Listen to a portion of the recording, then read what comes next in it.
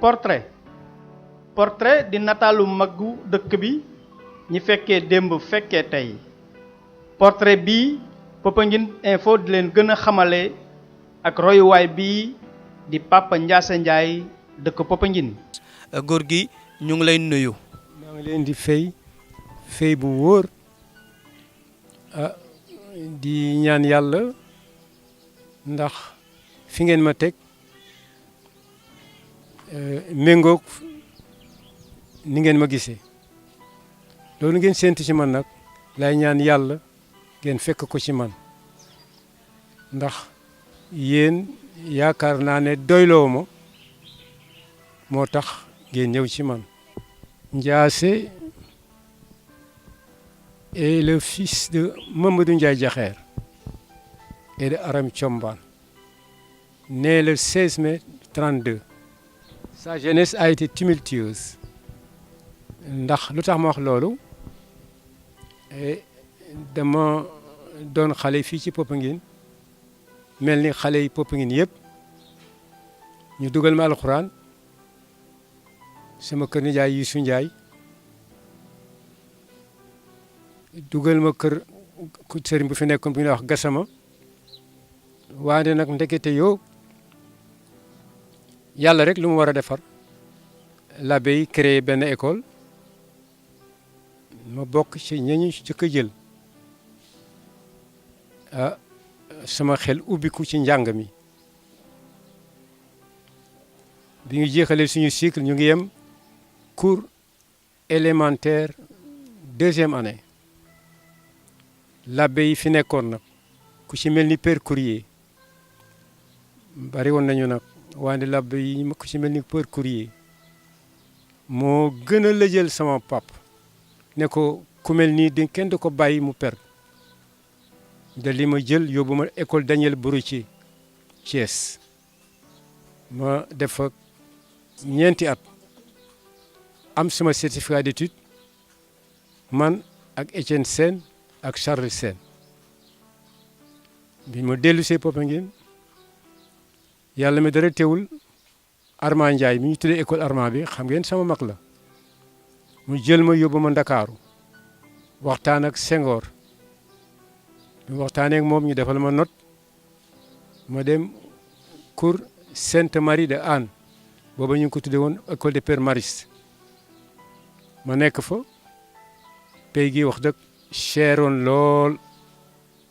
ma gis ne son papa du ko mën a continuer bi ma am certificat d'études booba mag laa bi may demee collège de Père Maristes mag laa waaye nag comme ni ma ko waxoon ca ndoorte la sama ndaw dafa doonoon ndaw ku xaw a tolenjaan Armand Ndiaye sama mag la waande aussi soppeem laa woon ku ma bëggoon la ku ma óolu woon la ndax sama carrière daf ci joué lu bare carrière yu Hyacinthe Thiandoum ancien cardinal daf ci joué lu bare ndax moom itam la ko waroon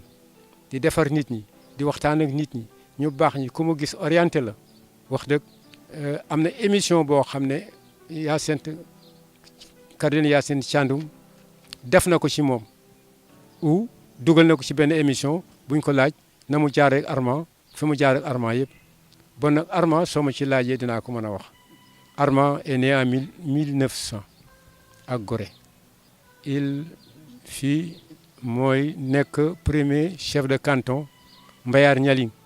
fii ci Popenguine booba canton bi mu nga dalee Mbayar ni nga ko xamee mu nga jeexee Nialing moo ko fi yor di ko yor benn ko suñu borom ba moomee en 1965 mosu fi am benn problème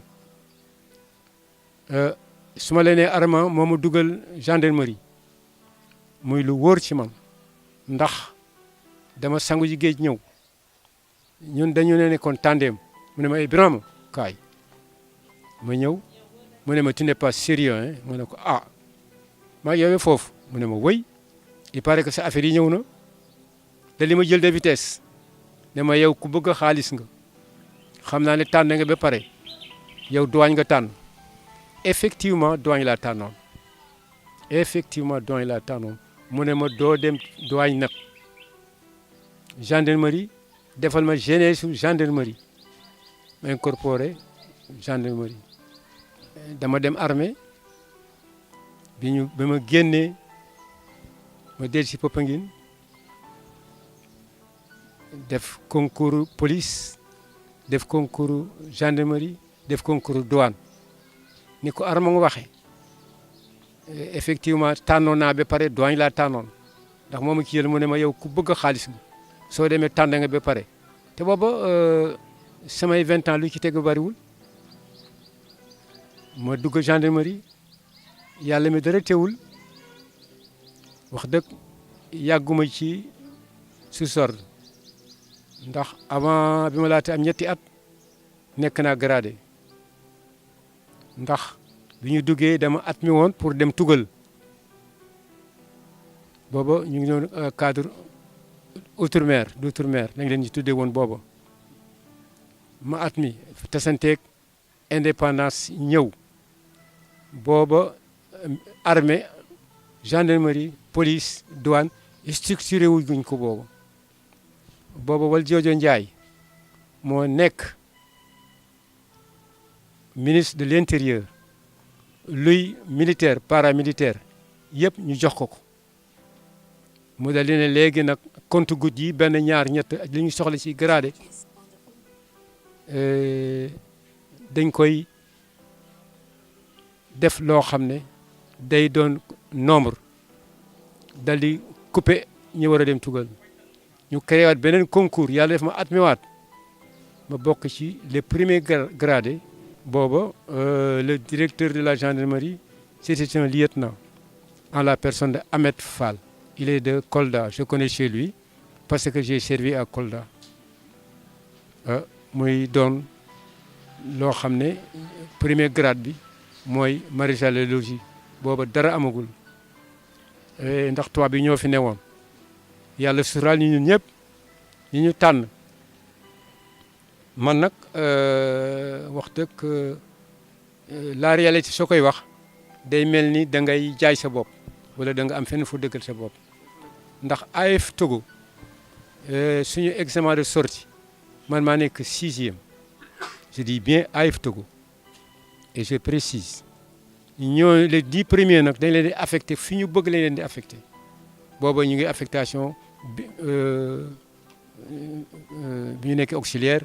c'est AF Togo dañu leen affecté ñu di affecté Abidjan ñu di affecté leen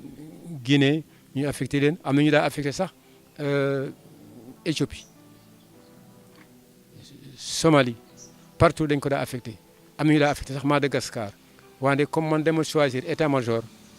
ñu affecté ma Dakar ma nekk à l'état-major état-major nag nekk naa fa di fa ne ba comme ni ma la ko waxee rek man dama nekk un baroudeur liggéeyu secrétaire bi daal xaw ma sàppi yàlla mi dara teewul Aboubacar Soumaré boo may commandant légion terre mu ñëw teg ma loxo ne ma Ndiasse mu ne dis-moi où tu veux je t'affecte là-bas ñun vraiment nous sommes nobles de il faut qu'on se dise ne nous sommes nobles de naissance Philippe Thiandoum mënuma wax te tudduma ko ndax li ñu naan GIGN Afrique noire Philippe Thiandoum moo ko fi jëkk a nekk GIGN mooy prise d'otage ñi dem di leen délivrer moo leen xam naa ne sax di ngeen ma baal ndax dama ko bañ a ñàkk a wax parce que ñun dañu am lu ñu xamul Philippe Thiandoum c'est le premier GIGN bon il fut champion d'Afrique de tir de précision de façon tir yëpp Philippe Thiandoum nekk na ko it di ma topp ba yàlla mi dara teewul moom il est retraité capitaine moi je suis retraité sous-officier supérieur terewul fa mu tegoon ba mu gën ma nekk gradé fa la ma gën a teg ba tey fii ñu toog. Grand maréchal des logis yan grade moo ci topp ba bi ngay retraité. waaw xam nga maréchal de logis chef yooyu grade de choix la mais soo waree nekk jëm kaw non sous-officier supérieur adjudant moo ci teg adjudant c'est moo sanctionné par un B2 un B2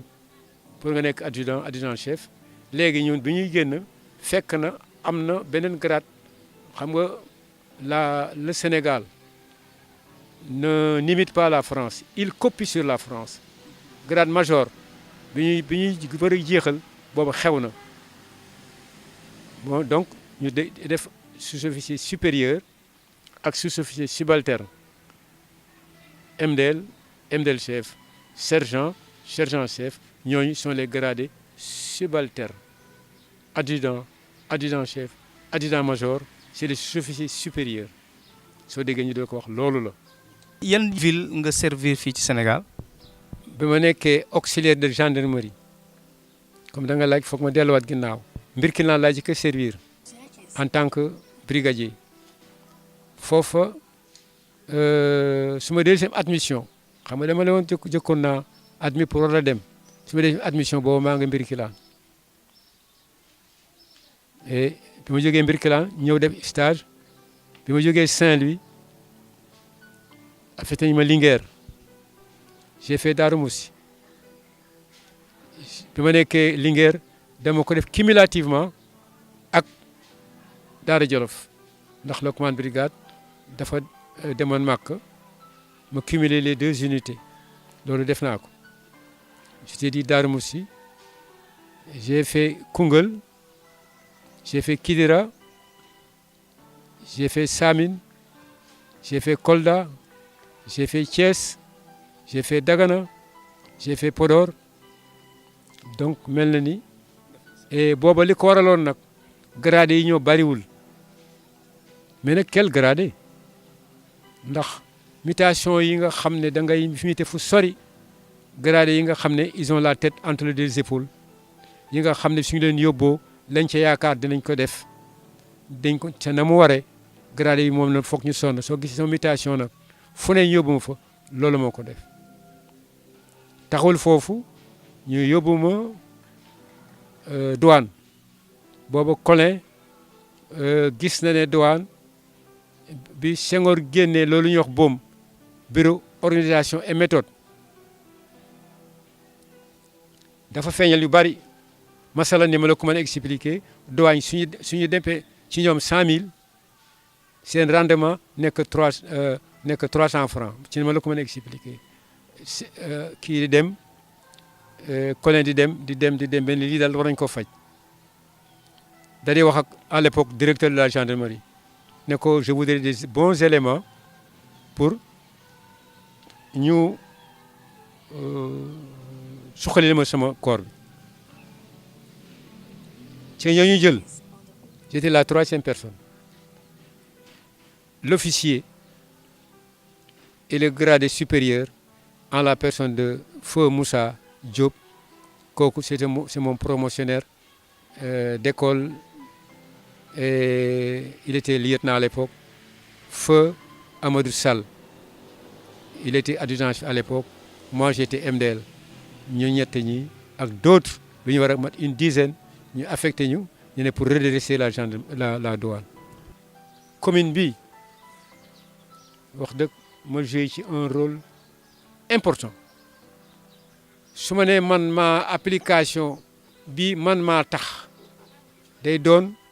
lu xaw a compliqué mais su ma leen ko expliqué ak témoins yi fi ne dinañ ko xam ne fi bi affaire bi arrêté bi génnee préfet ñi mu ñu ko ñëw parce que booba xam ngeen li fi ne woon sànnite xeer yeeg nangam ak nangam ba mel ni ndeyaan aw na le Popenguine aw na le préfet bi fi nekkoon boobu Mamadou Diallo tudd mu ne ba leen Alioune Badara Sène ak Ablaye Sène bañ ko seetee ñu ne leen daal foog ngeen jëmmal ma lu wane Ndayane ak Popenguine benn la ñu sinon affaire bi depuis le 10 juillet mu ngi fi mais mënuma ko mettre en application Alioune Badara Sène jaar fii yàlla si mën ngeen ko laaj mu ne ma ñun de dañu am problème ma ne ko aha ci gàttal mu wax ma ni ngeen ni ñoom ni ñu gisee mbir mi ak neen ko préfet waxee te ñoom vraiment seen capacité yeggu léegi le catholique de Popenguine le musulman de Popenguine il se respecte le respect nag moo gën a am doole tolérance ndax ñun Popenguine passé nañu foofu ça fait 150 ans. man Seynabou Ndiaye laa tudd Seynabou Ndiaye madame Sow di ko gërëm rek di ko gërëm ndax papa la boo xamante ne bii dafa raar si ay papa waaw ndax moom yor na njaboot yor boo xamante ne bii ne ñun fu ñu toog du ñu rëccu dara waaw am na yërmande ñun du ñu lebi si kenn du ñu ñaani si kenn du ñu xamal dara moom rek ndax dama ne sama papa mii géej la waaw géej la kenn xamul fu mu yem kenn xamul fu mu commencé kenn xamul fu mu yem ndax am na ñoo xam ne ñu ngi bëgg papa bu mel nii mënuñu koo am moo tax dañu ko téye fukki loxo ak juróom li papa ji defal doom rek defal nañu ko dañu tëdd fu baax di lekk bu baax bi ñu nekkee xale ba léegi ndax ku ñu gis rek dañu xam ne ne ñii ñoom yor nañu yor bu baax bu ñu feebaree ba léegi nii bu ñu feebaree moom la lan la dama feebar ba am nga ordonnance yor nga xaalis soo ko ne déedéet mu yëkkati jox la xaarul suñu jëkkër yi si dara moo ñu yor ba léegi lépp lu ñu soxla ñun demuñu si benn kër di lebi demuñu si benn kër di ñaani waaw ñun soxlawuñu dara lu dul moom bu ñu sañoon yàlla bàyyil ñu ko fi ba si kanama yàlla na ko fi yàlla bàyyi ba ñu di ko weer di ko weri waaw yàlla na ko fi yàlla bàyyi ñu di ko weer di ko weri moom daal boole na njaboot yëpp njaboot bu nekk Popenguine bu nekk Dakar ak bu nekk Guéréo yëpp la yemale papa ñu ngi lay ñaanal yàlla na fi yàlla bàyyi def la mag mu am ñam ñu ngi lay gërëm di la sant gërëm nañu la nag ñun ñëpp gërëm nañu la yàlla na fi yàlla bàyyi. waaw sama kàddu gu mujj dañ ko def au singulier parce que bari na damay dal di jël jeunesse bi là fii ma toog ak mes 80 quelques années de vie je touche du bois je suis encore président d'ASC